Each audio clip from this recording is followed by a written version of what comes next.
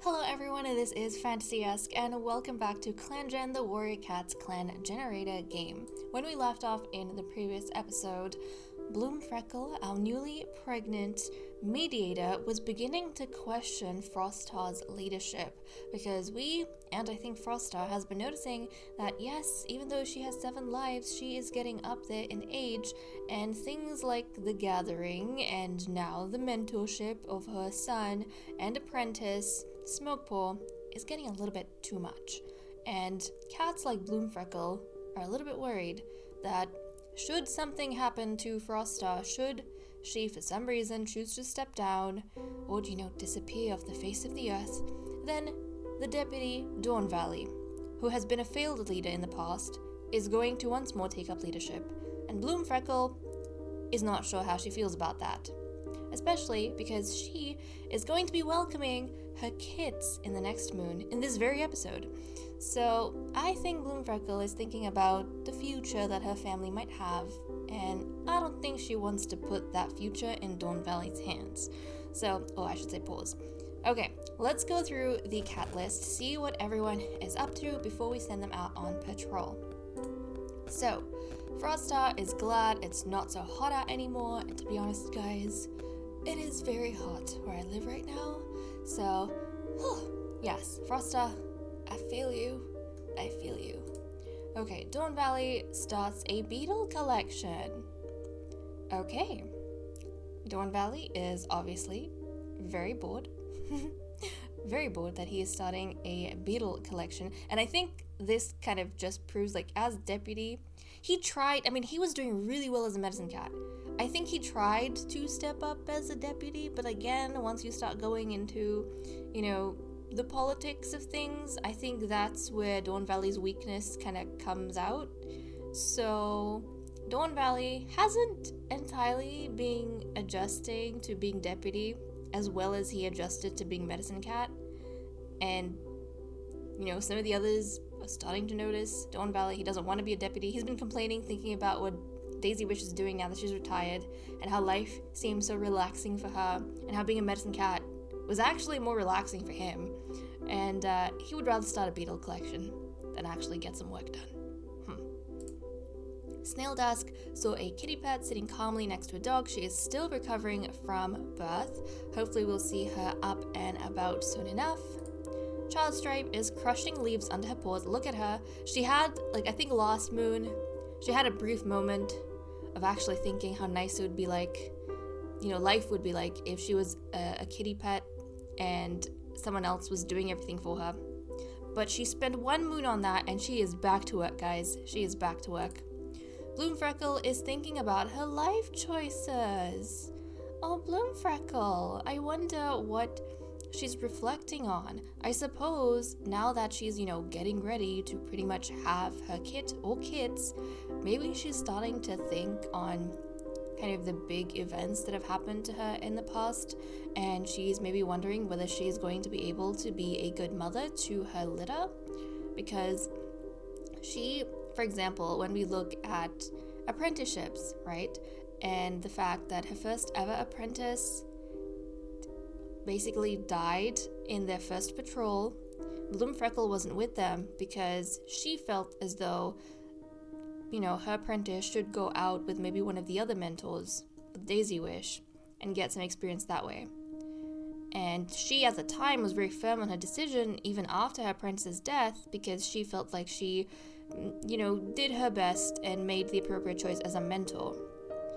And then afterwards, she was assigned Darkpaw, and even though she was very capable hunter and she got recognized by the other apprentices, she was trying her best with her apprentice, but for some reason they kept kind of butting heads, and that apprenticeship wasn't completed because of the Great Exile. But until the last day they spent together, they could not come to an agreement, and Darkpaw really didn't like Bloomfreckle. So I think now that she is about to have her own kids, Bloomfreckle is starting to think will my kids even like me as a mother? Will I be able to be a good mother? I think that's what's going through her head. Iris Quiver catches extra prey for Leaf Bear. Good job. So he is actually stepping up as a warrior and being a really good warrior, which is nice to see. Cicada Lotus leaps into a pile of fallen leaves. Okay, Cicada Lotus. Okay, you enjoy yourself. He is starting to relax just a little bit more. Blue Stripe cowers in his nest during a particularly rough storm. Aw, he was sharpening his claws last moon and trying to be tough or trying to be stronger. But even he is starting to... I'm gonna interpret this as panic. Because Bloomfreckle is really close to having her kids. Blue Stripe, he's starting to panic now. Like, he had his moment. I mean, he's insecure. So I feel like he's also going through a bit of maybe what Bloomfreckle is going through, wondering whether he's going to be able to be a good father to these kids. So I think he's like freaking out. He's freaking out right now. Smokepaw wants to get to know Iris Quiver better. Oh, this is really cute. Smokepaw, that is adorable.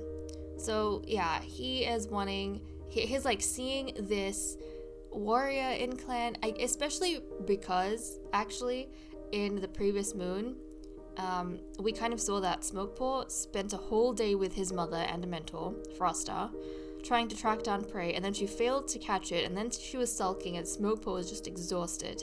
And then now he's seeing one of the clan warriors, Iris Quiver, go out and catch extra prey for Leaf Bear. So Smokepaw is probably like really wowed by this warrior right now, and he wants to get to know him a little bit better. But also, Smokepaw is not the type of cat, I think, who would be annoyed at his mother, even though it was exhausting and they didn't really accomplish much in their training session. I think he understands that his mother's getting older and she's got so many responsibilities, and Smokepaw is, I mean, he's compassionate, but, you know, he's really nice in that way. He would be understanding. And so to alleviate maybe some of his mother's stress, he's probably thinking, okay, let's see what I can gather from one of the other successful warriors in the clan so that my mother has to, you know, like train me less. Daisy Wish is in quite the mood today. Okay, I wonder what kind of mood Daisy Wish is in. Maybe we'll find out later on. I don't know, we'll see. Locust Kit is hiding from the other cats. Locust Kit, why are you hiding? You know what? I can kind of see Locust Kit hiding so that he can catch someone off guard and surprise them, because it was just in the last moon that he was actually thinking that, you know, he could outsmart a fox. So I feel like this is all part of his, you know, avid and active imagination. He is trying to imagine scenarios in his head and play them out, because maybe the other cats like too busy doing their own things, and Leaf Bear is coming. It is a relatively small clan, so they're kind of focused in their various stuff. Whereas Locust Kit is like, okay, you don't have to play with me, I'll just play with you. Okay. Duck Kit won't stay still.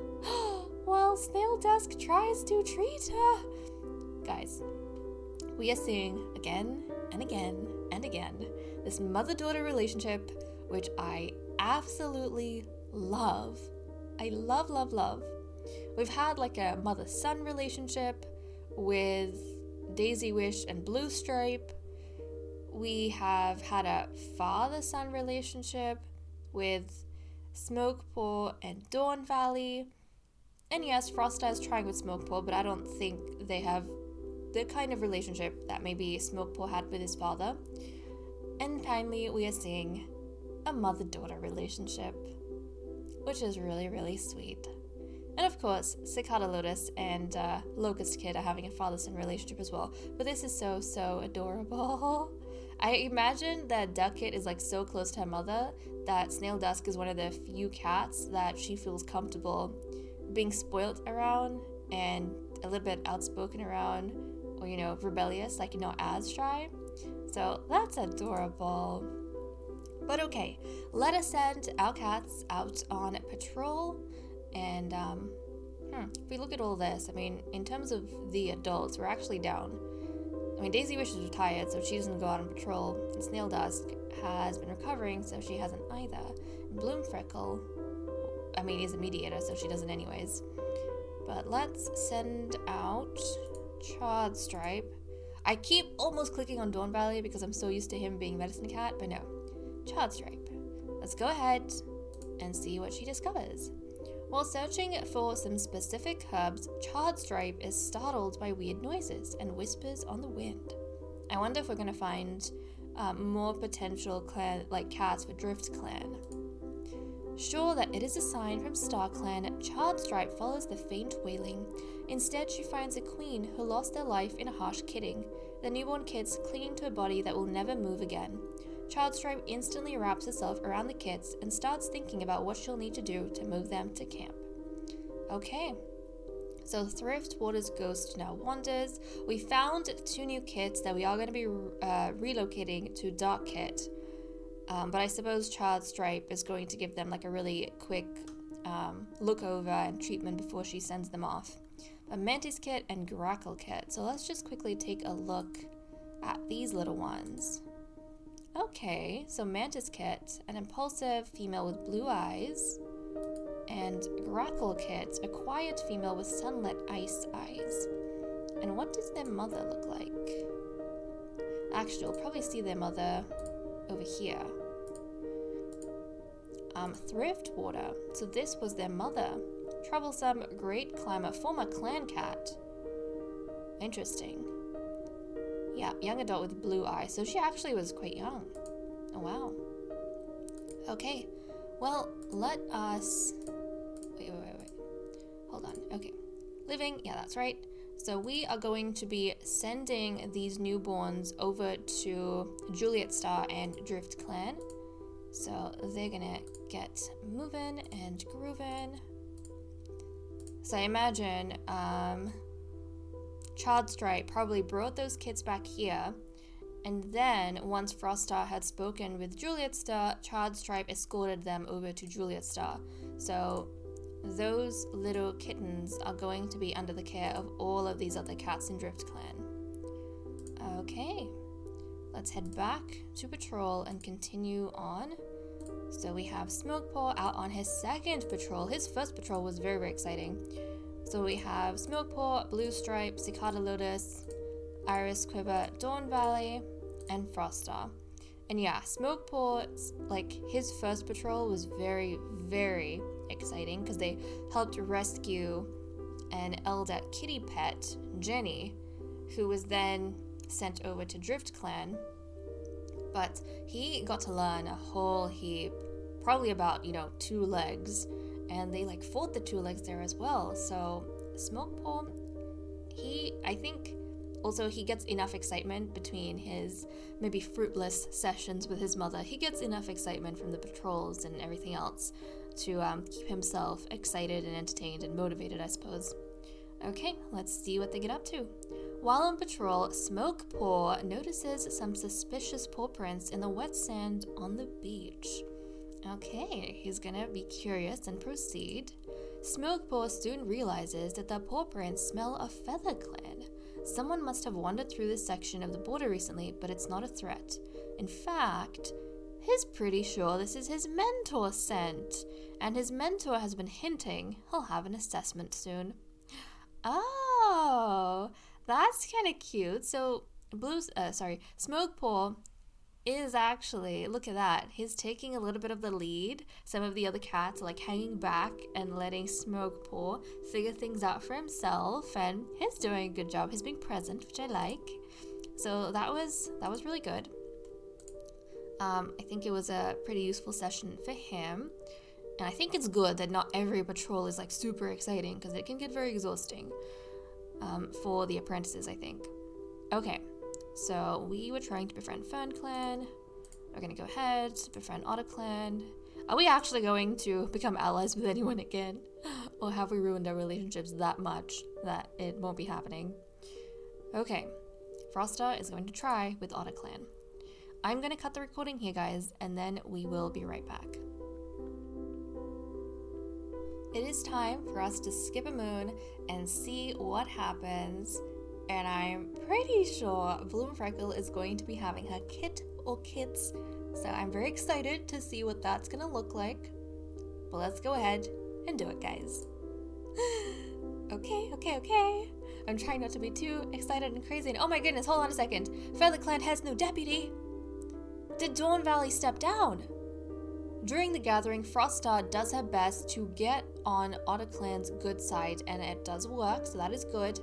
Bluestripe has been waiting eagerly to meet his offspring. At Bloomfreckle's invitation, he crawls into the nursery, purring and joining Bloomfreckle in licking the litter of 2 kits clean. We have 2 kits. Oh my goodness. Oh my goodness, we have 2 kids. We have 2 kids. Oh my goodness, we'll take a look at the kits in a second. Snail Dusk finally feels back to normal after the strain of birthing a litter. Okay, that's good. We have our 2 medicine cats back now. Dawn Valley has been looking forward to his moons of rest as an elder. He happily retires, quickly settling into the elder's den. Actually, he was eyeing up Daisy Wish and Daisy Wish being an elder and being so relaxed for a few moons now, and we kind of saw him being really disinterested. I think he stepped up to help his mate Froststar when Froststar got pregnant and she couldn't handle her duties, and that was around the time that Daisy Wish stepped down. So Dawn Valley, and then in the period afterwards when she was recovering from birth, I think Dawn Valley as a mate was trying to step up and help, but I think even Dawn Valley kind of knows that being leader, being deputy is just not for him. When he was younger and, he started Feather Clan with everyone, he got way too excited and thought that being a leader wasn't that hard of a role, but then he realized that it was actually very, very challenging, and he did not. I think it took a little bit of convincing for him to step down.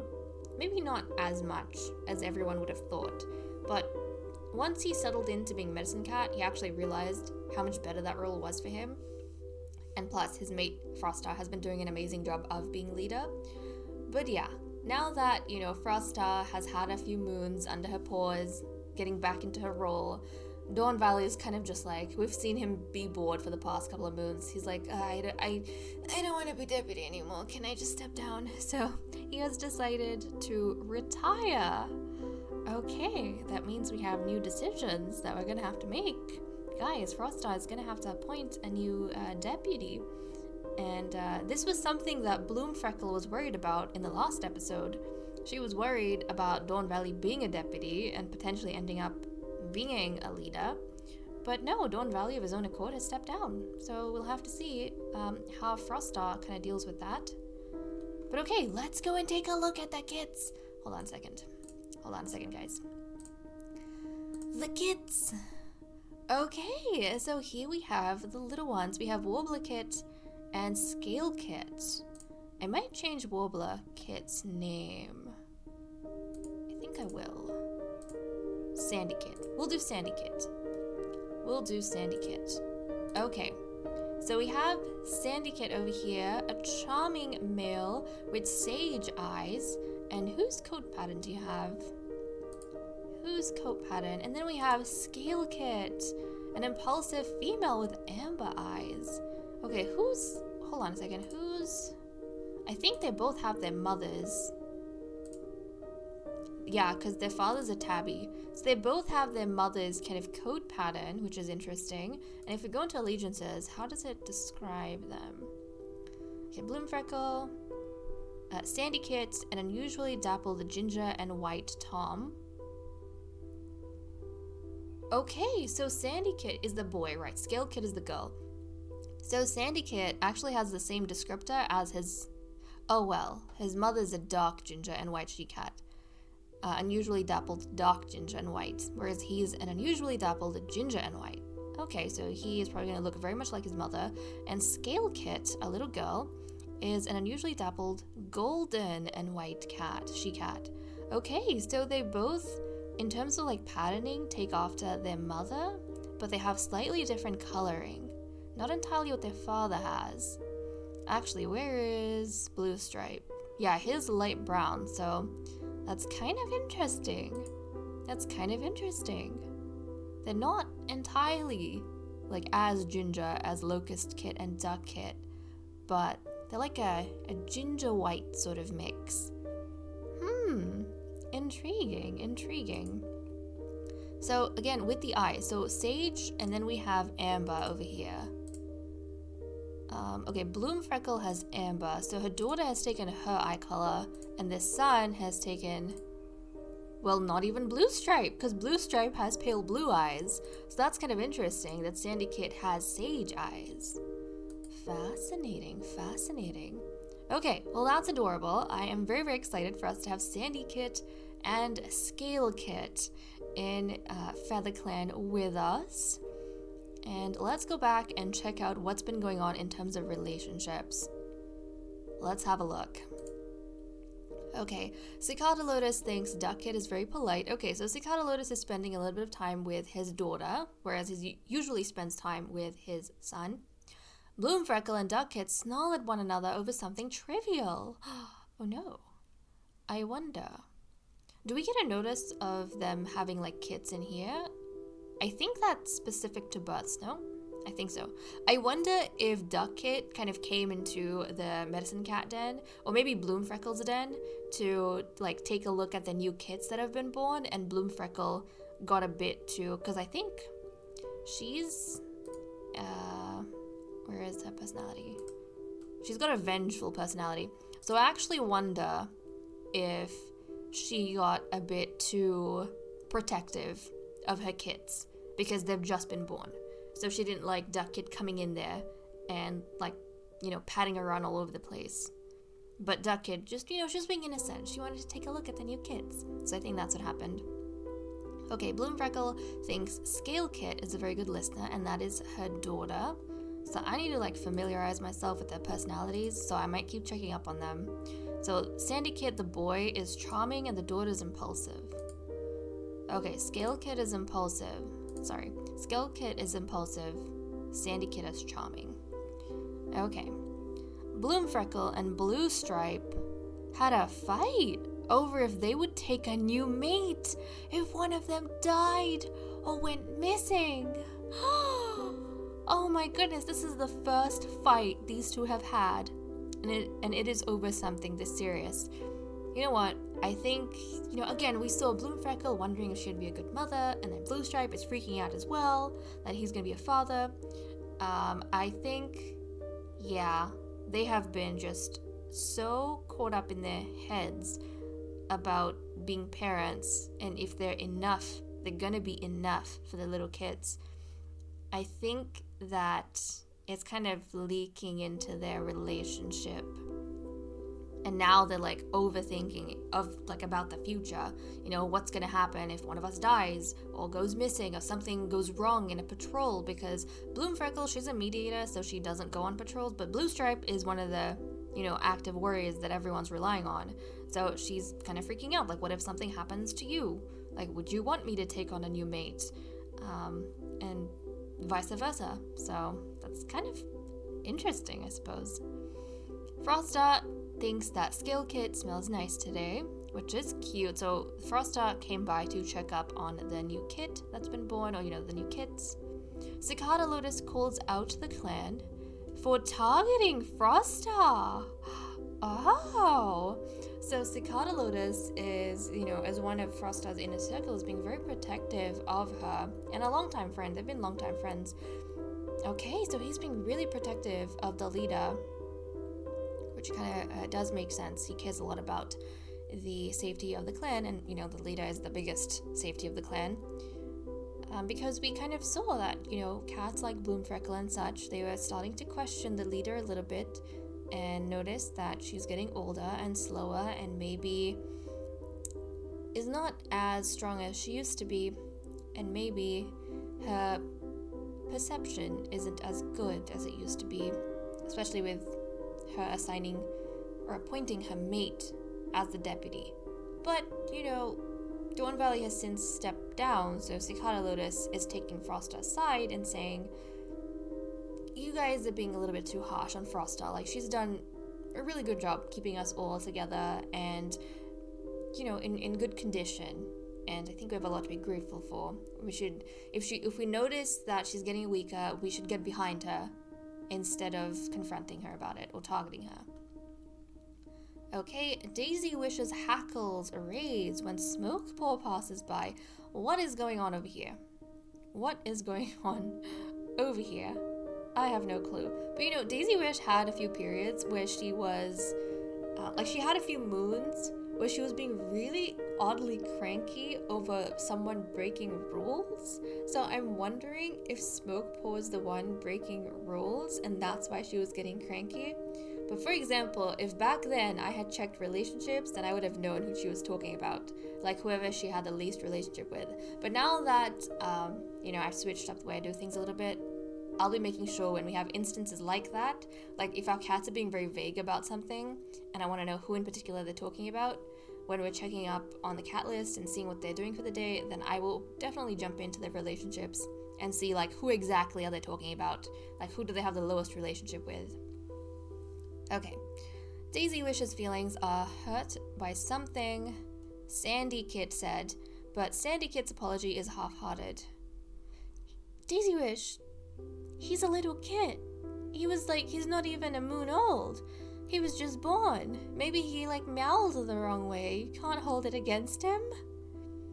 Both Snail Dusk and Froststar startle at a clap of thunder. Snail Dusk and Sandy Kit share stories of a clanmate they didn't realize they both miss. I'm wondering if this is Snail Dusk. She's feeling better now. So she probably went in, as Medicine Cat to check up on the new kits.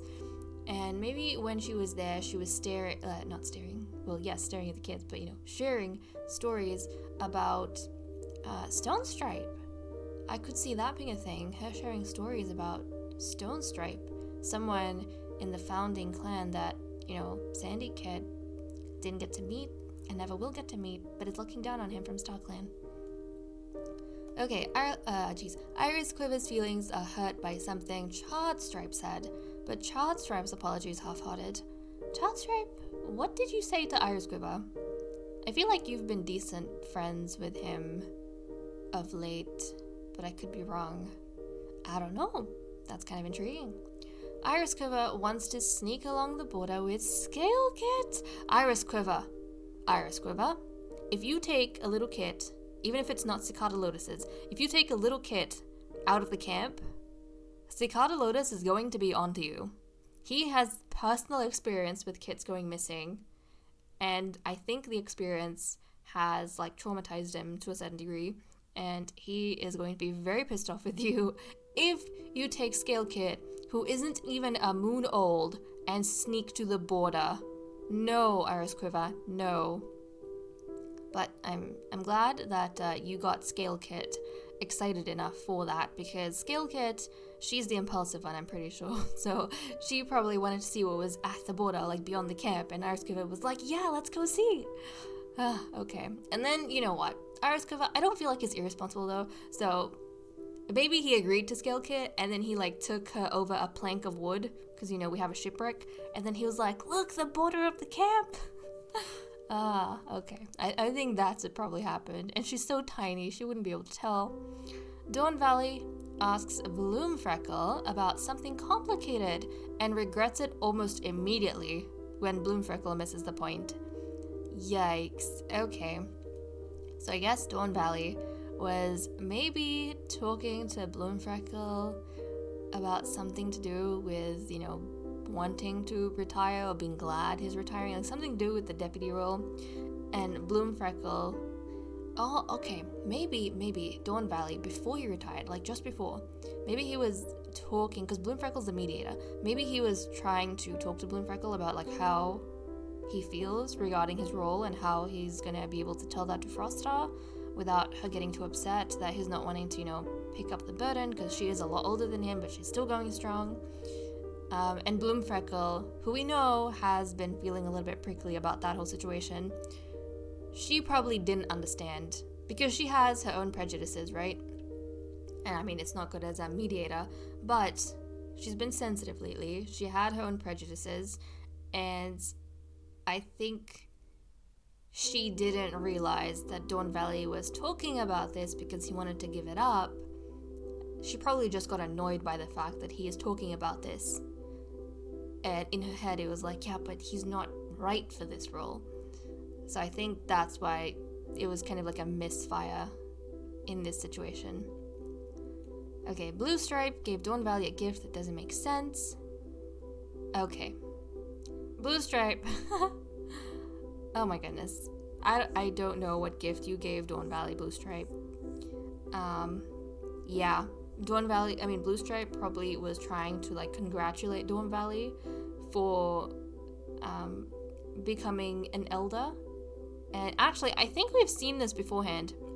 Sometimes Blue Stripe like does things that doesn't come across the right way. Like his intentions are good, but it's kind of miscommunicated. Like remember that time when he made a joke to Snail Dusk just before, I think Snail Dusk, was it? Yeah, I think before Snail Dusk broke up with Cicada Lotus, Blue Stripe made a joke about Iris Quiver to her, which she didn't take as a joke. It wasn't intended to be mean, but I think he unintentionally planted a lot of doubts in Snail Dusk's mind. So just like that, he's probably giving Dawn Valley a gift for retiring. And you know, now getting to relax. And maybe the way he said that came off in a wrong way. Maybe it came off as Dawn Valley wanting to just, you know, basically slack off and not be useful to the clan. So, unfortunate, but he tried.